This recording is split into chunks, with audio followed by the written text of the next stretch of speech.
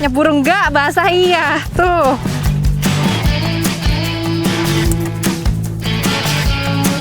Juara. Juara ya. Mantap. Mantap. Tekstur dagingnya itu lembut banget. Terus rasanya manis.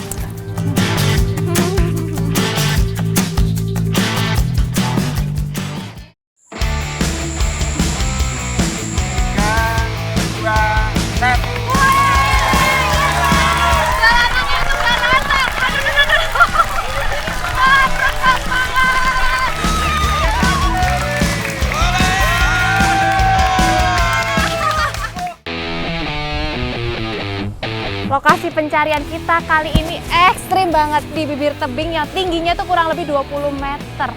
Aduh, gemeter banget di sini. Oh, ada dua kayaknya. Oh iya kelihatan itu Pak. Ya. Ih, emang rezeki nggak kemana. Iya Pak.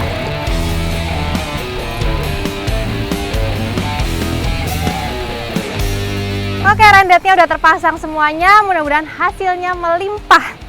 Sekarang kita mau makan-makan. Ini mantep banget tuh, dagingnya gede banget.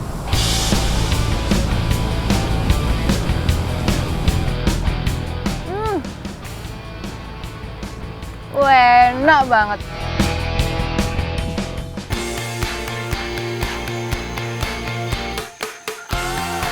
Kekayaan alam negeri ini banyak melahirkan tradisi bagi masyarakat yang hidup di dalamnya. Salah satunya tertuang dalam permainan-permainan tradisional yang banyak memanfaatkan alam.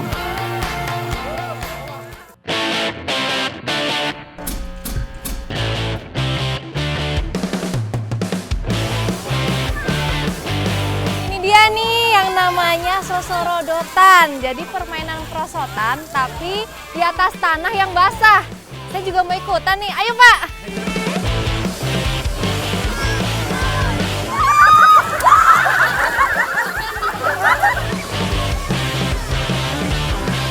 Permainan ini bukan hanya dilakukan oleh anak-anak, tapi juga oleh orang dewasa.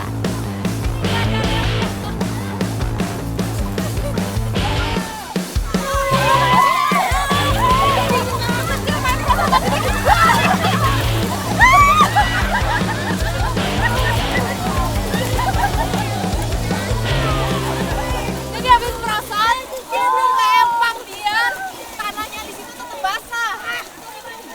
Sambil berenang, main lumpur.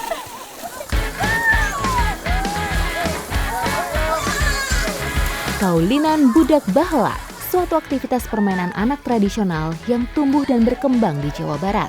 Secara filosofis, sosorodotan syarat dengan nilai-nilai budaya dan tata nilai kehidupan masyarakat Sunda.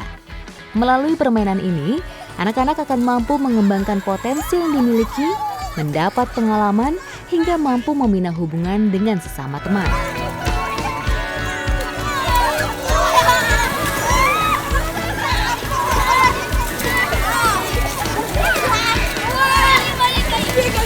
Itu cuma 2 meter tapi nih seru banget.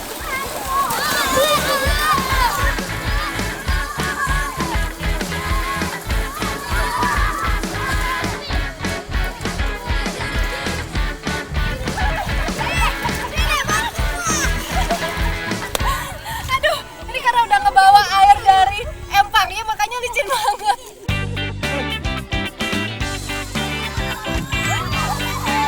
Sosorodotan dimainkan di atas tanah yang punya derajat kemiringan bervariasi. Namun tidak berbahaya karena tanah dimainkan di atas tanah basah. Selain untuk mengurangi resiko bahaya, tanah basah juga menjadi salah satu faktor dari keseruan saat meluncur.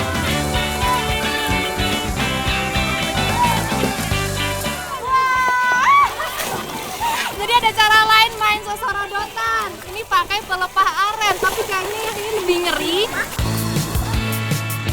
Saya juga penasaran mau coba.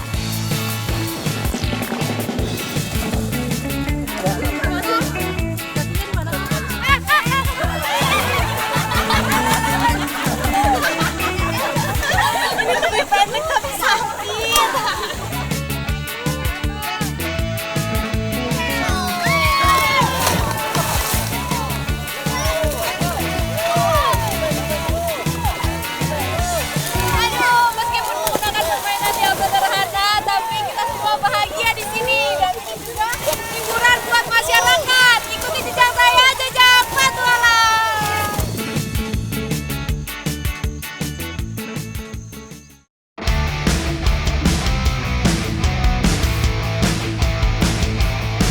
Waduk Gajah Mungkur terletak di Kabupaten Wonogiri, Jawa Tengah, merupakan salah satu waduk terbesar di negeri ini. Selain untuk pembangkit listrik tenaga air, masyarakat di sekitarnya bisa memanfaatkan perairan waduk untuk budidaya perikanan tawar. Ikan patin salah satunya, salah satu ikan air tawar yang banyak digemari masyarakat untuk dikonsumsi. Mas, aku takut. Apa-apa? Yang paling bahaya dari ikan patin ini, patilnya. Ikannya segede ini. Gimana kalau kepatil? Aduh, nggak bayangin. Tapi megangnya ada caranya nih, harus hati-hati nih.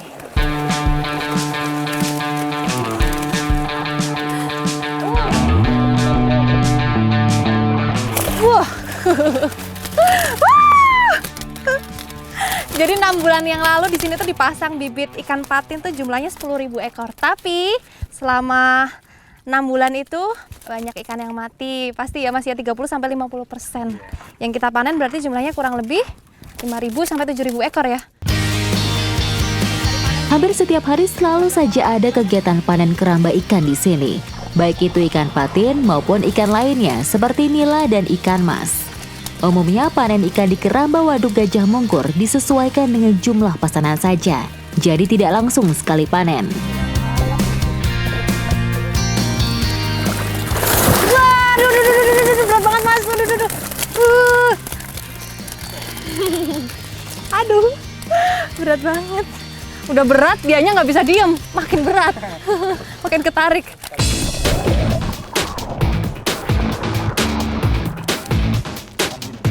Ternyata panen ikan bukan pekerjaan yang mudah ya Pak. Aduh.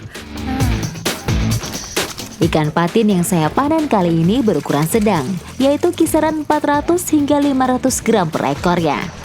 Untuk panen ikan di keramba sebaiknya dilakukan saat pagi atau sore hari. Hal tersebut untuk menghindari besarnya resiko kematian ikan akibat panas terik matahari saat diangkat dari air. Ini sama masnya diisi makin banyak nih Mas.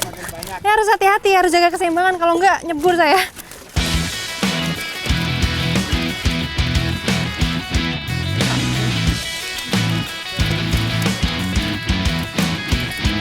$49. 49 Pak. Aduh, 49 kilo. Aduh. Aduh. Cara nimbangnya ternyata diangkat gitu ya Pak.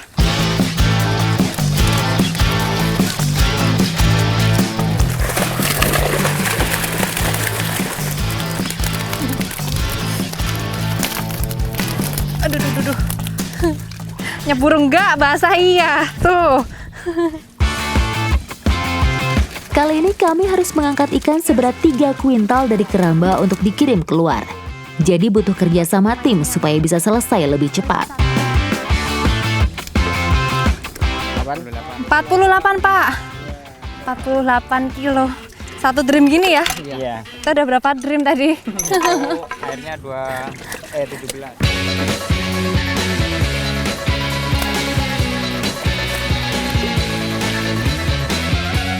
Dapat berapa kilo Pak? 312 kilo. 312 Pesennya kilo. 310 kilo. Jadi yang 2 kilo buat angetan. Angetan. Iya. Bonus. Jadi belinya 300 kilo, dapat bonusnya Belinya 310. 310. Bonusnya 2 kilo. Dan biasanya kalau udah dipanen gini, dikirim ke pasar atau dikirim ke tempat pemancingan. Biasanya untuk mancing gitu ya Iya. Pak? Oke, sekarang kita mau kirim ikannya. Ikuti jejak saya, jejak petualang. Panen kali ini harus menjaga ikan tetap hidup karena permintaan pelanggan yang seperti itu. Ada cara tersendiri bagi nelayan keramba di Gajah Mungkur ini untuk menjaga dan membawa ikan ke pinggir waduk supaya tetap segar. Gini nih cara mindahin ikan patin supaya tetap hidup. Jadi dibawa naik perahu, terus bawanya tuh harus pelan-pelan banget dan ekstra hati-hati karena ikan patin ini punya patil. Kalau kita bawanya terlalu kenceng, nanti saling matil teman-teman yang lainnya, teman-teman ikan patin yang lainnya. Terus sampai sana bisa mati ya. Selain itu, beban untuk membawa ikan sebanyak 300 kg tentu tidak mudah. Harus menjaga laju perahu supaya seimbang dan ikan-ikan patin tidak stres saat sampai di tepi waduk. Rezeki emang nggak kemana. Nih dikasih sama Bapak. Satu lagi nih Mbak. Wih, makasih Pak. Ini habis panas-panasan, perut keroncongan, mau ngapain lagi? Kita olah ikannya. Ikuti jejak saya, jejak petualang.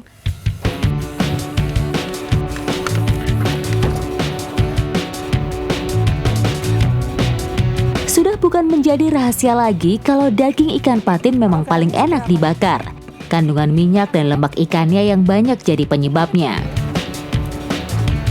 Jadi kita masak yang manis-manis ya Pak. Berhubung saya lagi pingin yang manis-manis, makanya ikannya mau kita bakar, kita olah jadi ikan patin bakar madu.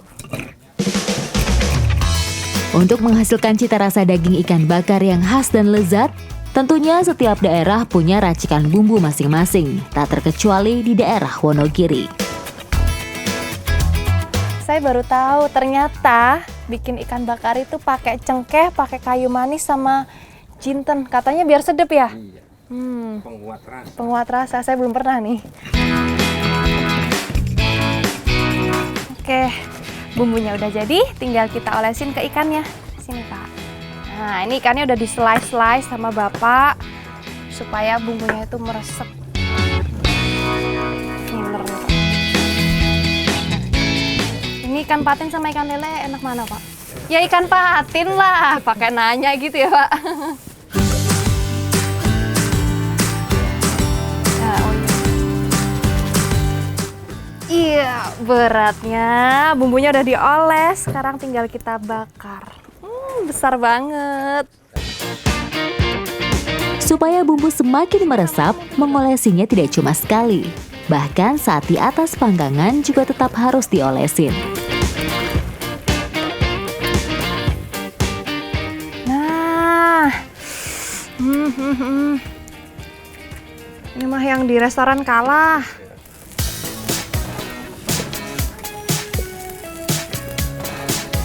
Bagian yang paling menarik dan ditunggu-tunggu, nih, ngolesin madunya ke ikan bakar.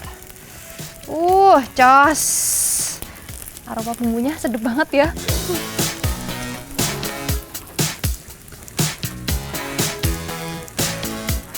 Yuk Pak, udah matang nih Pak. Gosong malah. Aduh. Ternyata nggak perlu nunggu waktu lama-lama ikannya udah matang karena panasnya double dari matahari sama dari areng. Tak salah memang racikan bumbu dari Pak Tobing. Perpaduan aroma bumbu dan daging ikan bakar benar-benar membuat rasa lapar saya naik level, menjadi lapar banget. Ini kayak ngelengo gitu ya. Ini bukan ngelengo ini karena madunya. Tapi justru ini yang bikin menggoda, bikin tergoda ya. Tergoda. Enak. Wah, tenan. Mantap. Nih, ikan patin paling cocok dimakan sama sego tiwul.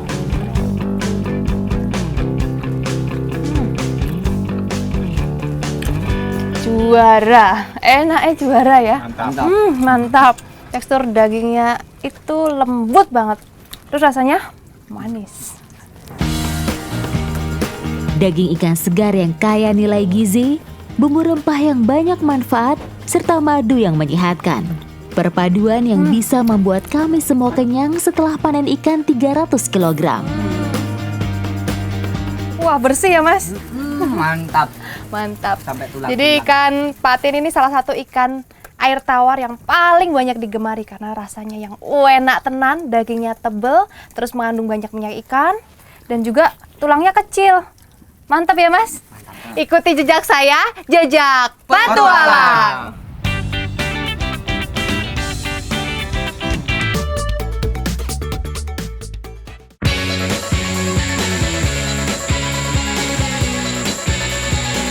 Pulau Jawa menyimpan beragam kekayaan tradisi, budaya, dan kearifan yang selalu menarik untuk cerita petualangan. Berbatasan dengan Gunung Lawu, wilayah Karanganyar menjadi awal petualangan saya kali ini. 1, 2, 3. Ada salah satu permainan tradisional yang masih dimainkan oleh masyarakat Dusun Sumberbulu, yaitu balap songkro. Gimana keseruannya? Ikuti jejak saya, jejak petualang. Terus Pak, semangat Pak, terus. Masyarakat biasa memainkan balap sangkro di daerah perkebunan yang bertanah lembab, jadi tidak berbahaya jika terjatuh. Antusiasme masyarakat bisa terlihat saat mereka bergantian memainkan permainan tradisional ini.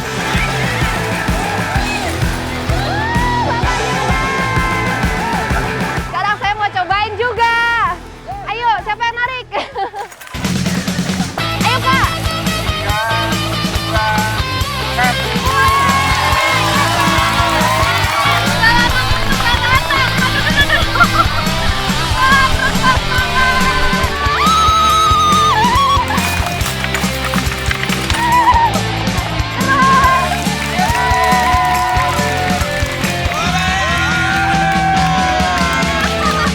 Menang kalah nggak penting ya, yang penting kebersamaannya.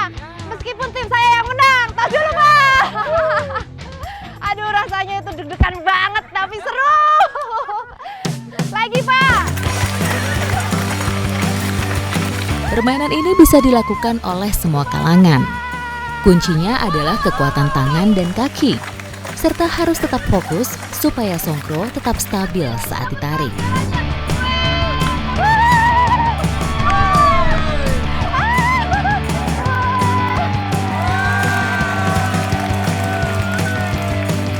Sekarang saya mau gantian narik nih. Ayo Pak. Lihat depan. Udah siap Bu? Siap. Siap Pak. Wah. Wah. Aduh, harus hati-hati nih. Karena bawa anak orang, takut jatuh. Wah. Wah. Ambil. Iya nih.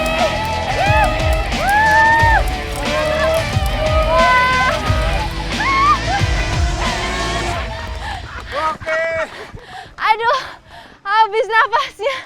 Ternyata jadi yang bawa gerobaknya tuh capek banget. Dari tadi saya di belakang duduk sambil ketawa-ketawa. Ternyata capek banget. Bener-bener kirain ini jalannya cuma pendek, kirain mah sepele ternyata. Permainan tradisional ini cukup sederhana, tapi cukup menguras tenaga. Karena sangkro mampu mengangkat beban hingga 30 kg.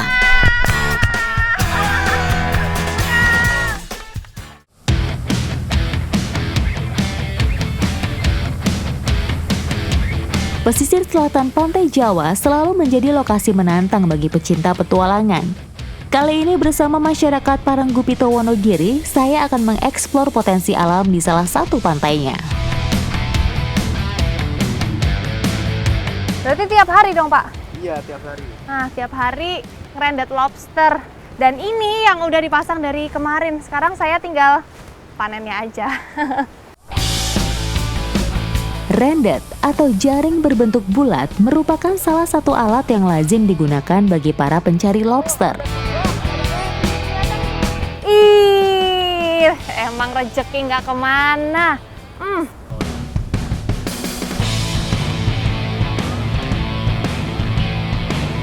Jadi emang kadang kesulitannya gitu tuh.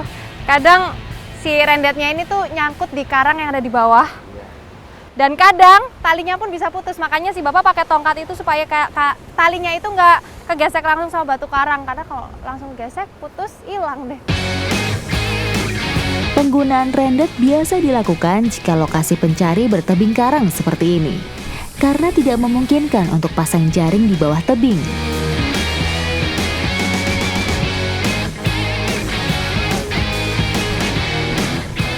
Ini sebenarnya lobster kecil, harusnya kita rilis, tapi karena kita telat ngangkatnya, udah keburu dimakan ikan. Ini ikan apa Pak yang makan? Jiti. Ikan jiti. Ini bisa. Oh, Terus gurita itu gurita. Oh, gitu. Baik pengambilan maupun pemasangan rendet, kita harus hati-hati. Jangan sampai salah pijak atau terpeleset, karena resikonya pasti tak terbayangkan. Sensasinya beda loh berdiri di sini sama di sini tadi. Di sini tuh kalau ngelihat bawah tuh rasanya gimana ya Pak? Gemeter. Dikelilingi dua samudera, wilayah perairan Indonesia menjadi surga bagi lobster untuk berkembang biak. Suhu air laut yang relatif hangat menjadikan biota tak bertulang belakang ini mudah mencari makanan. Jadi karena dia masih terlalu kecil, masih baby, mendingan kita lepasin aja ya Pak ya. Kembaliin supaya dia tumbuh jadi lobster yang besar. Nanti yang nikmatin kita juga ya Pak. Oke. Iya Pak. Sudah menjadi kebiasaan nelayan Paranggupito untuk selalu berpindah lokasi pemasangan rendet. Tujuannya tentu saja supaya lobster di satu spot tidak cepat habis terperangkap rendet.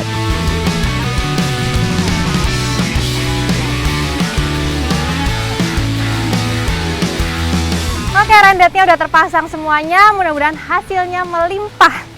Sekarang kita mau makan-makan. Udah lapar Pak? Oke, saya juga. Ikuti jejak saya, jejak petualang.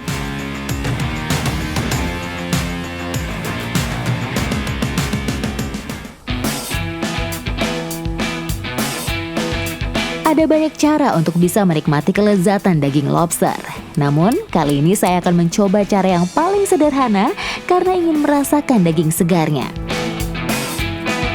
Karena daging lobster itu rasanya udah enak, jadi kita nggak usah pakai bumbu apa-apa, cuma dipotong-potong aja, nanti langsung dimakan. Ini Pak, cara paling cepat untuk menikmati lobster.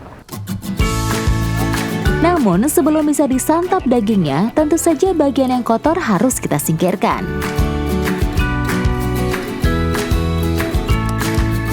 Nah, kalau Bapak katanya lebih suka yang dibakar ya Pak? Kalau saya lebih suka yang mentah kayak gitu langsung dimakan. Tapi sama-sama enak, ini mantep banget tuh. Dagingnya gede banget. Lapar ya Pak, ngiler ya, warnanya nih loh menggoda banget. Sashimi lobster cuma butuh perasan air jeruk nipis untuk mengurangi aroma amisnya.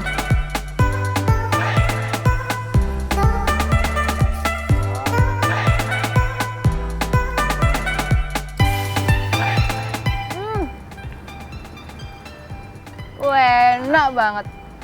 Dagingnya tuh manis, teksturnya juga mirip kayak ikan salmon. Sashimi ikan salmon, teksturnya sama kayak gini. Pastinya dengan kandungan omega 3 dalam daging lobster bisa mengurangi kita dari depresi serta meningkatkan konsentrasi.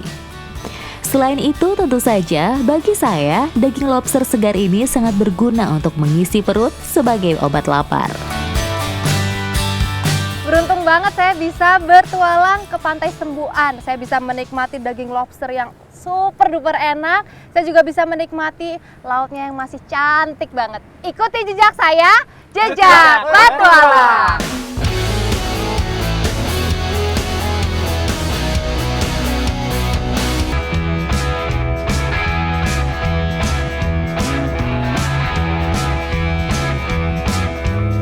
Kreativitas masyarakat kita dalam memanfaatkan limbah organik sepertinya tak perlu diragukan lagi. Bukan hanya untuk pupuk kompos, namun juga bisa diolah menjadi sebuah santapan yang cukup nikmat. Salah satunya tentu saja masyarakat Kulon Progo, Yogyakarta. Petualang ke Banjarharjo Kulon Progo, saya ditemenin sama Pak Joko sama Mbak Tuti. Kita mau cari delongop. Dari namanya aja udah bikin penasaran. Ikuti jejak saya, jejak petualang. Mana sih Pak? Itu Oh, cara ngambilnya gimana Pak? itu kan pada turun kena angin. Terus terus pada jatuh. Cari-cari Mana Pak? Berarti nyarinya di bawah gini ya Pak? Oh ini. natural. Enak nih ngambilnya, nggak usah manjat-manjat ya Pak? Iya. Jadi ini yang namanya delongop tuh ini nih. Delongop atau bunga durian yang berguguran inilah yang terlihat tak berguna tapi ternyata bisa kita olah. Tentu saja bunga yang kami cari adalah yang masih segar atau tidak lebih dari 2 hari setelah jatuh. Aromanya tuh manis, kayak wangi buah kiwi. Persis banget, enak ya, seger. Pohon durian berbunga sekali dalam setahun. Bulan Maret hingga Mei merupakan awal pohon durian berbunga. Kemudian masuk masa berbuah di bulan Oktober hingga Desember. Jadi sekali berbunga, itu tuh nggak semuanya jadi buah.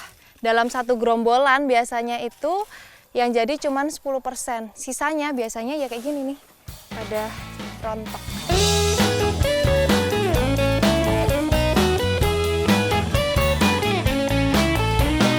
Nih enaknya di kebun warga.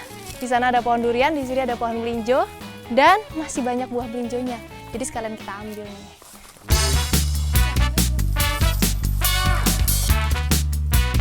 Makan emping melinjo udah sering, makan buah durian juga udah sering. Tapi kalau olahan bunga durian sama kulit melinjo, saya penasaran nih. Kita olah aja ya. Ikuti jejak saya, jejak petualang. Bagian delongop yang bisa kita makan tentu saja bagian dalam yang terbungkus kulit bunga. Kulit melinjo sama delongop ini paling enak kalau diolah jadi oseng-oseng. Tapi sebelum diolah, delongopnya tuh harus dikupas dulu karena kalau nggak dikupas, ora enak. Iya, Pak Ibu. Bumbu untuk membuat oseng delongop dan kulit melinjo sebenarnya sama saja dengan bumbu oseng pada umumnya. Yang utama tentu saja bawang merah, bawang putih, garam, dan tentu saja cabai sebagai pemberi rasa pedas. Udah matang. Aduh, bumbunya tuh nyelengat banget di hidung. Yuk angkat, Pak. Tak butuh waktu lama untuk memindahkan oseng delongop dari penggorengan ke piring saji. Enak tenan. Rasanya tuh mirip kayak terong belati. Ini di luar dugaan loh, Bu. Ternyata seenak ini rasanya. Karena kan ini bunga ya. Bunga biasanya agak pahit-pahit gitu, terus ada getahnya, tapi kalau ini enggak sama sekali. Inilah makanan istimewa dari daerah istimewa yang jarang diketahui orang luar. Enak banget ya, Pak ya? Ini kita tuh beruntung banget loh, karena ini tuh nggak setiap hari ada. Ini tuh cuman musiman. Tahun sekali. Setahun sekali.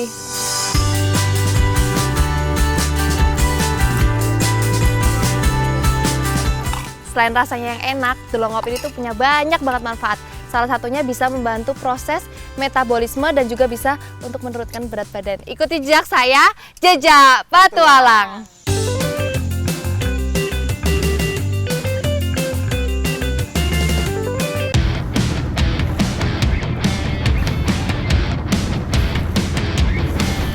Saya hari ini mau cari salah satu ikan favorit di Kepulauan Seribu, tapi untuk mendapatkannya tidak mudah. Nah, disinilah saya dan Bapak akan menyebarkan alat pancing kita. Dapat! Mana Bang? Tarik! Wih! Ya!